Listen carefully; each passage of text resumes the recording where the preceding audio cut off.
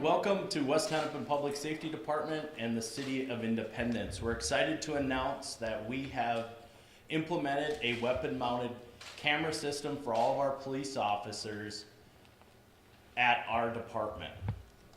My name is Gary Krales, the Chief of Police for the West Hennepin Public Safety Department. I'm going to go through a brief history of our organizations, how we got to where we are today, and then I'm going to turn it over to my sergeant who implemented it, and then Viridian to talk about their weapon-mounted camera. Our police department is a joint powers police department serving the two cities of Maple Plain and Independence. We're a local police department in the two small towns where I like to say we're the city meets the country out here in western Hennepin County. I'd like to introduce behind me Independence Mayor Marvin Johnson and Maple Plain Mayor Julie Moss-Kuski. We have 10 full-time licensed police officers that work for our organization, and we have 8 volunteer reserve officers. For over 18 years, we've had squad-mounted dash cams or mobile video recorders in our squad cars. Along with those mobile dash cams, we also have an audio microphone that's on the police officer during that same time.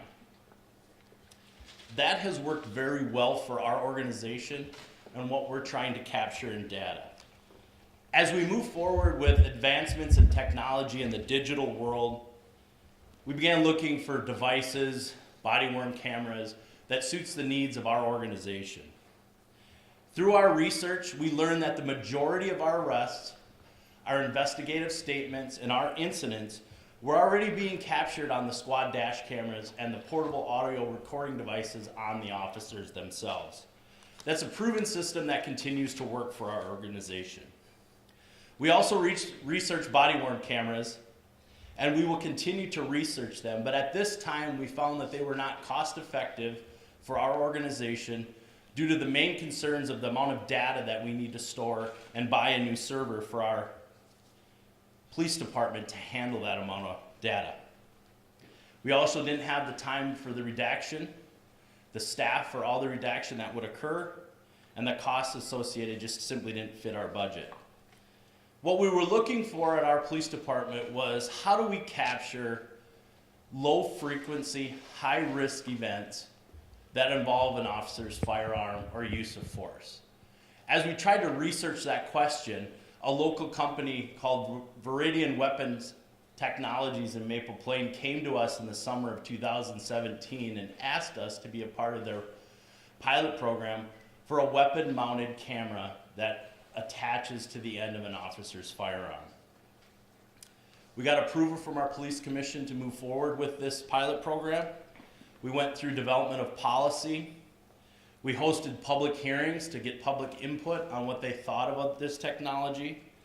And we developed our own data retention system to move forward with our pilot program in the fall of 2017. I would like to now introduce Sergeant Rick Dennison, who handled the pilot program and the implementation of our weapon-mounted cameras from Viridian. Good morning. Thanks, Chief.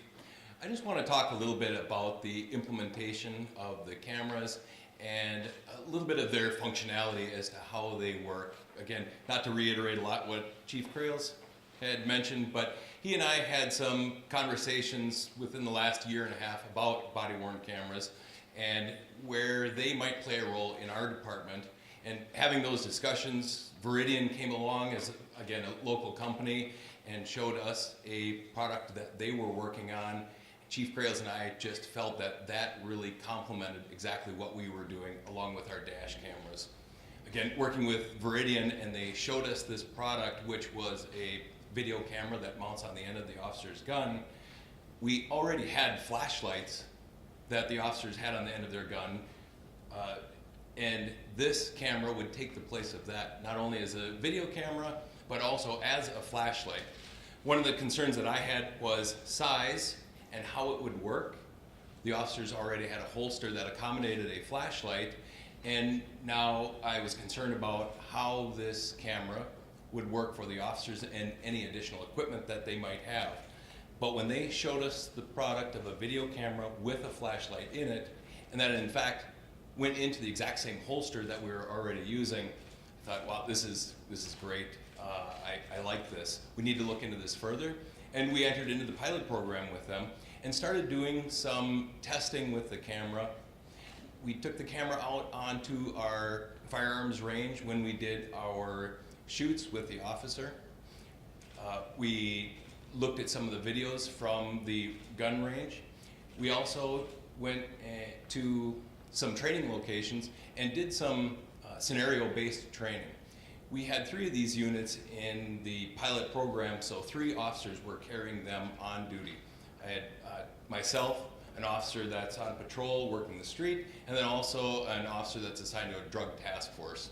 So the 3 of us had these cameras on our weapons for the pilot program and used them day in and day out, and we looked at the video and the footage that we had. And again, we did some scenario-based training along with our department and then also with Viridian.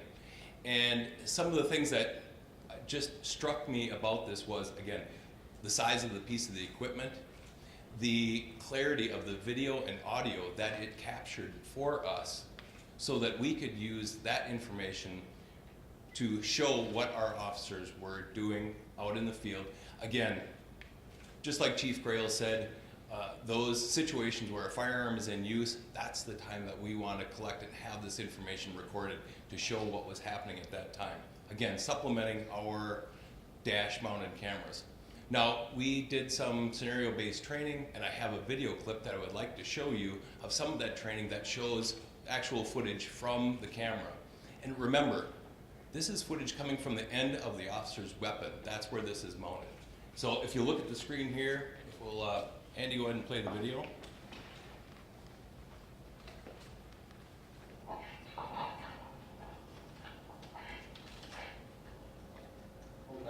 Yep, got it. This is at a local location where we did some simulated building searches. No lights on in the building at all. The only light you see are coming from our fact duty weapon mounted camera. On the left, it's not snowing in the building. This is the clarity that we see. Don't move until I tell you. You understand me? Keep it gun. Don't move. You understand me? Don't move. Keep those hands straight up. Don't move. Don't move. Stay right there. You understand me?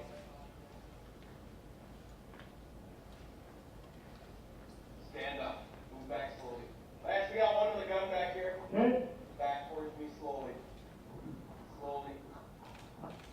Down on your knees.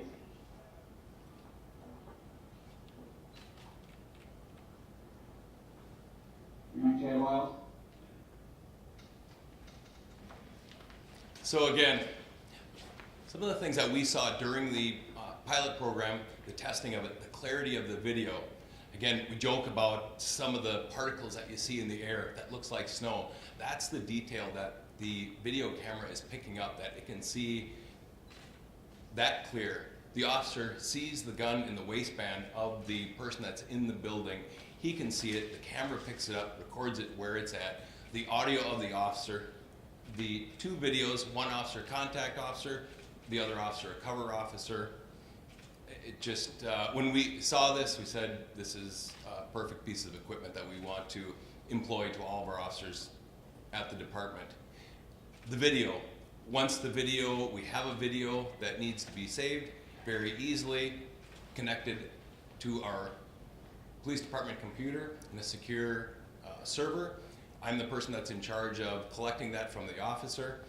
Password protected program, I download the incident onto our server, and then it's maintained as per our policy for the evidence collection. Again, very simple program. The nice part about it is, again, like Chief Crail said, high risk, low frequency. We're not collecting a lot of data. That was something that was very important to our department because, again, with body worn cameras, we just don't have the manpower or the facilities to collect all of that information and store it. But these are the most important incidences that we wanted to record and keep for our department. I'm going to turn it over to Brian. Are you going next? Okay, turn it over to Brian.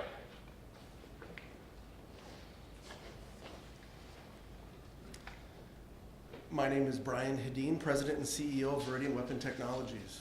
I would like to commend West Hennepin Public Safety Department, Chief Gary Krales, Sergeant Rick Dennison on their decision to deploy Viridian fact-duty weapon-mounted cameras. This product was initiated out of a clear need in the world today. From concept to testing and now deployment, we felt that this is a product that simply had to get to market. The Viridian weapon-mounted camera was designed specifically to capture officer-involved shootings and show exactly what the officer sees.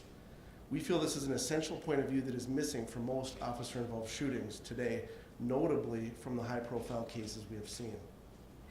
From Michael Brown in Ferguson, Missouri, to Jamar Clark, Philando Castile, Justine Damon, and now Thurman Blevins right here in the Minneapolis-St. Paul metro area, I cannot help but wonder how history could have been changed with the powerful, crucial missing evidence that would have been gathered by the Viridian weapon-mounted camera. We believe that the evidence this would have provided in virtually every high-profile officer-involved shooting that has gripped the nation would have helped mitigate the public turmoil and controversy associated with these events. And we think law enforcement agencies agree. We are now in the process of testing and implementing with over 250 departments across the nation. We feel there are three main keys to our solution. Fact duty records automatically when the gun is drawn from the holster. It does not have an obstructed view when an officer is in a shooting position.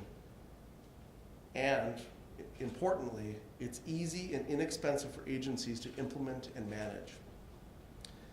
We've been building products with our proprietary instant-on technology for many years. When we saw the problems arising out of around the country from officer-involved shootings, we recognized the necessity of having automatic, unobstructed video evidence. We ultimately felt that it was our duty to bring this product to market. Now that it is here, we hope that it can bring transparency to these controversial events. Until now, the standard reaction has been to discuss body cams after the occurrence of an officer-involved shooting. However, body cams and dash cams were not specifically designed to capture officer-involved shootings. Viridian weapon-mounted cameras were designed specifically to capture officer-involved shootings and be used with or without body cams. West Hennepin evaluated using body cams but decided to implement weapon-mounted cameras instead at this time. In the cases in Ferguson, Minneapolis, and around the country, we'll never know for sure how this would have changed the outcomes. Weapon-mounted cameras solve a big problem in a simple way. That's why we feel this is desperately needed today. We hope the Viridian weapon-mounted cameras can be a key step towards providing better information in officer-involved shootings. I'll turn it over to Matt Plowman, General Counsel for Viridian. Thank you, Brian. I just have a few remarks. We did an internal analysis of officer-involved shootings in the United States through 2017, where body camera footage was available to review. The purpose of the analysis was to evaluate how our weapon-mounted camera would have or could have made a difference in the aftermath of those events. We looked at the potential benefit of our automatic activation of the camera and the unobstructed view, as Brian and the officers have discussed. Our analysis was that the body camera adequately captured the shooting event just 37% of the time, often due to being blocked by the officer's body or other obstacles. In our evaluation, if weapon-mounted cameras had been deployed, the same event would have been adequately captured an estimated 86% of the time. Now, this does not take into account events where the camera was not activated. We found that in 11% of shootings where body cams were present, they were either not activated or did not record. A tragic example of this is the Justine Damon shooting. A significant portion of the lawsuit now being faced by the city of Minneapolis is based on the fact that the body cameras were not activated rather than facts surrounding the shooting itself. Our cameras record automatically when the gun was drawn, as has been mentioned, and do not leave activation to the officer's discretion. That greatly reduces this potential liability exposure for a city. So finally, in addition to our own analysis on the value of this evidence, feedback that we've received from law enforcement agencies and municipal officials that we have talked to affirms what we found, that the most important evidence to obtain for resolving an officer-involved shooting is what caused the officer to pull the trigger. With instant on and an unobstructed view from the end of the firearm, weapon-mounted cameras provide the best opportunity to adequately obtain that critical evidence. And I'll go ahead and turn it back over to Gary. So thank you for coming. We'll stay around for questions, and then, like I said, they have the press kit, and we really appreciate your time today. I know it's beautiful outside, and we all probably want to be outside, but thanks for coming.